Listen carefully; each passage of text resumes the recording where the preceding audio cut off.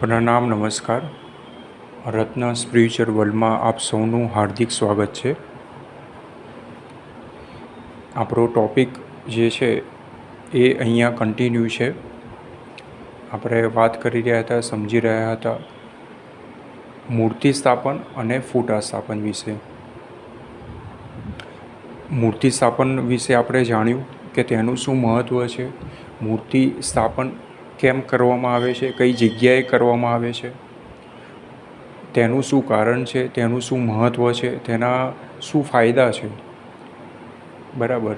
અને ભૂલથી કોઈ ઘર, ઓફિસ કે દુકાનમાં કોઈ મૂર્તિ સ્થાપન થઈ ગયું હોય તો કઈ રીતે અને શું દોષ લાગે છે, આ બધી જ માહિતી આપણે મૂર્તિ સ્થાપનનો જે ટૉપિક હતો તેની અંદર આપણે ચર્ચા કરી. હવે આપણે જે જાણવાનું છે અને આજનો ટૉપિક છે ફોટા સ્થાપન, બરાબર. તો અહીંયા ફોટા સ્થાપનનું કે ફોટાનું ખૂબ જ મહત્ત્વ છે મૂર્તિ સ્થાપન કરતાં.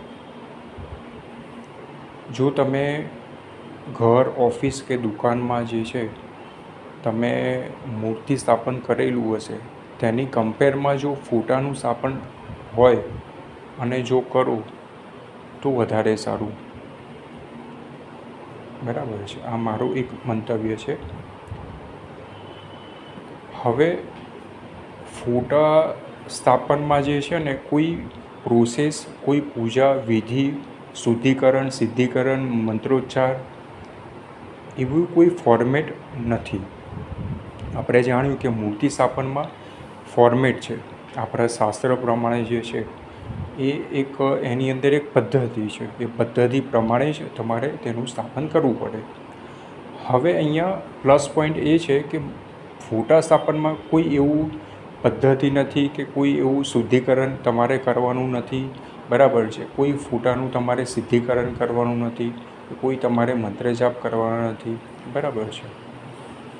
તમારે મનપસંદ દેવ કે દેવીનો કોઈ ફોટો હોય એ તમારે લાવવાનો. સાઇઝ પણ અહીંયા કોઈ એવું ફિક્સ નથી કે ભાઈ આ સાઇઝનો જ ફોટો હોવો જોઈએ, બરાબર છે. એવું કોઈ ફિક્સ નથી, બરાબર છે. ગમે તે ફ્રેમમાં તમે ફોટો બનાવી શકો છો. તો અહીંયા કોઈ પ્રોસેસ નથી, બરાબર છે. હવે પ્રોસેસ ના હોવાના કારણે જે છે એ અહીંયા કોઈ સૌથી પહેલાં તો કોઈ દોષ નથી લાગતો, બરાબર છે. પ્લસ પોઈન્ટ કે અહીંયા કોઈ પ્રોસેસ નથી, કોઈ પદ્ધતિ નથી, એટલે અહીંયા કોઈ દોષ નથી લાગતો. શાસ્ત્ર પ્રમાણે કે વાસ્તુ પ્રમાણે કોઈ ફોટા સ્થાપનમાં કોઈ દોષ નથી લાગતો. બીજું કે અહીંયા તમે ગમે તે જગ્યાએ જે છે ઘર, ઓફિસ કે દુકાનમાં તમે તેનું સ્થાપન કરી શકો છો, બરાબર છે. ફોટાનું જે છે તમે સ્થાપન કર્યા બાદ, મૂક્યા બાદ જે છે તમે અહીંયા દીવો, અગરબત્તી કે ધૂપ જે છે ને એ તમે કરી શકો છો, બરાબર છે. પૂજા પાઠ કરી શકો છો, કોઈ દેવ કે દેવીનો પાઠ તમે કરી શકો છો, સ્તોત્રમ તમે કરી શકો છો, બરાબર છે. કોઈ ચાલીસા હોય તો એ તમે કરી શકો છો. તો 1 દિવસ, 2 દિવસ, મહિનો, 2 મહિના, 6 મહિના, 12 મહિના, વર્ષ, 2 વર્ષ, 5 વર્ષ, 10 વર્ષ, 12 વર્ષ, 15 વર્ષ, 18 વર્ષ, 20 વર્ષ, 25 વર્ષ, જેમ જેમ પૂજા પાઠ, દીવો, અગરબત્તી, ધૂપ, ચાલીસા, બરાબર છે, આ જેમ જેમ બધી વસ્તુ વધશે, બરાબર છે, તેમ તેમ ઉર્જા ફોટામાં વધશે, પોઝિટિવિટી વધશે. અને તેના દ્વારા જે છે તમે ફોટામાં જે પણ દેવ કે દેવીને તમે પ્રાર્થના કરશો, બરાબર છે, તમારી તકલીફ જણાવશો તો ચોક્કસ અહીંયા દૂર થશે. તો અહીંયા મૂર્તિ સ્થાપન કરતાં મારા મત પ્રમાણે ફોટાનું સ્થાપન જો તમે કરો તમારા ઘર, ઓફિસ કે દુકાનમાં તો તમને વધારે ફાયદો અપાવશે, બરાબર છે. અને આ જે ફાયદો છે એ તમારા માટે જ ફાયદો નહીં રહે, તમારા પૂરતો ફાયદો નહીં રહે, તમારી આવનારી પેઢી માટે પણ જે છે એ ફાયદાકારક રહેશે. કેમ? કારણ કે તમે જે 2 વર્ષ, 5 વર્ષ, 10 વર્ષ, 12 વર્ષ, 15 વર્ષ, 18 વર્ષ, 20 વર્ષ, 25 વર્ષ, 30 વર્ષ, 35 વર્ષ, તમે જેટલો પણ સમય તમે જે પૂજા પાઠ, ચાલીસા, દીવો, અગરબત્તી, ધૂપ, તમે જે પણ વસ્તુ કરેલી છે એ બધી જ પોઝિટિવિટી એ ફોટાની અંદર એકત્રિત થયેલી છે. તેનો ફાયદો જે છે તમને તો મળશે જ, પણ તમારી આવનારી પેઢીને પણ આ ફોટાનો ફાયદો મળશે. બરાબર છે. ફોટો જે છે એક એવી બાબત છે, એક ફોટો એક એવી વસ્તુ છે કે જે પ્રત્યક્ષ પણ છે અને પરોક્ષ પણ છે. એટલે કે પ્રત્યક્ષ ઉર્જા પણ છે અને પરોક્ષ ઉર્જા પણ છે. હવે એ કઈ રીતે કે જનરલી કેવું હોય કે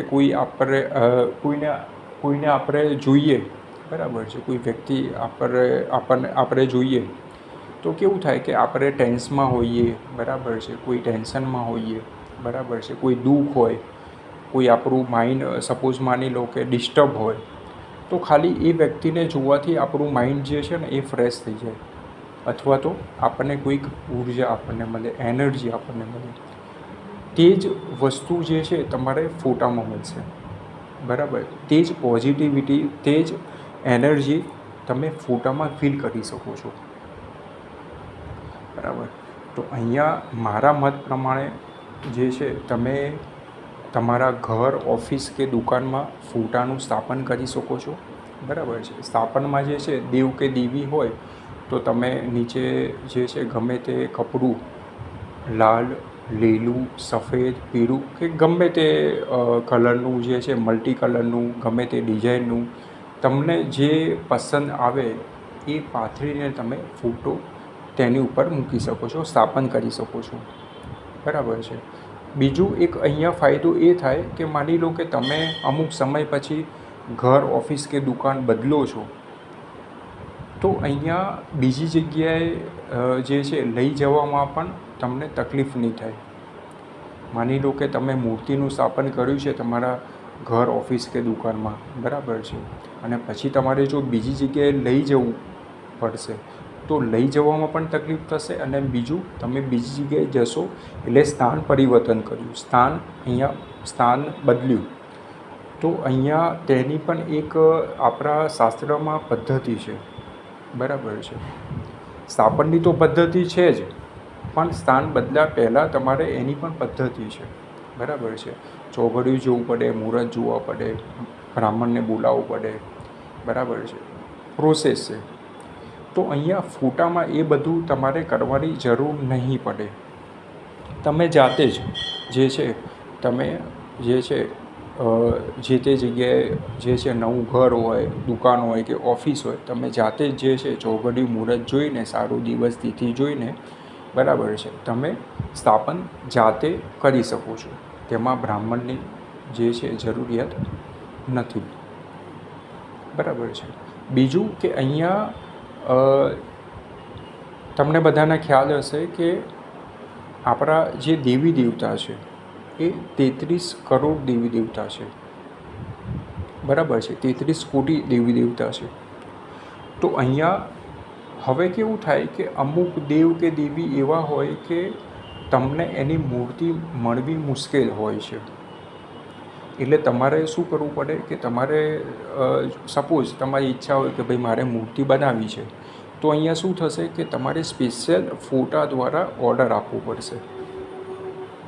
બરાબર છે. તો અહીંયા એ પણ એક અહીંયા જે છે એ હું માનું ત્યાં સુધી એક થોડુંક અહીંયા આપણને તકલીફ આપે કે કોઈ જે છે દેવ કે દેવી ના હોય, કોઈ દેવ કે દેવી ના હોય તો તમારે સ્પેશિયલ જે છે એ ફોટા પ્રમાણે તમારે ઓર્ડર આપવો પડે છે.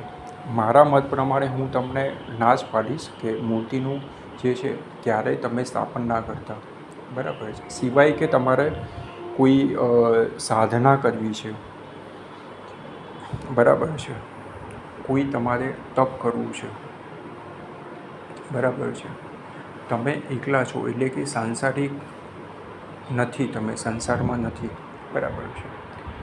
તમારે માત્ર ને માત્ર તમારા આત્માનું, તમારા જન્મનું અને તમારા મનનું કલ્યાણ કરવું છે. જો તમે એ પથ ઉપર હોય તો જ તમે મૂર્તિનું સ્થાપન કરજો. બરાબર છે. તો અહીંયા ઇન શોર્ટ કે મૂર્તિ સ્થાપન કરતાં ફોટા સ્થાપનમાં વધારે ફાયદો છે, વધારે કન્વિનિયન્ટ છે, અને એ આપણા ઘણા વર્ષો સુધી જે છે તેની ઉર્જા આપણને મળ્યા કરે છે. બરાબર છે. તો અહીંયા જે છે એ આજનો વિષય જે છે અહીંયા પરિપૂર્ણ થાય છે. આજનો આપણો વિષય હતો #ફોટા સ્થાપન.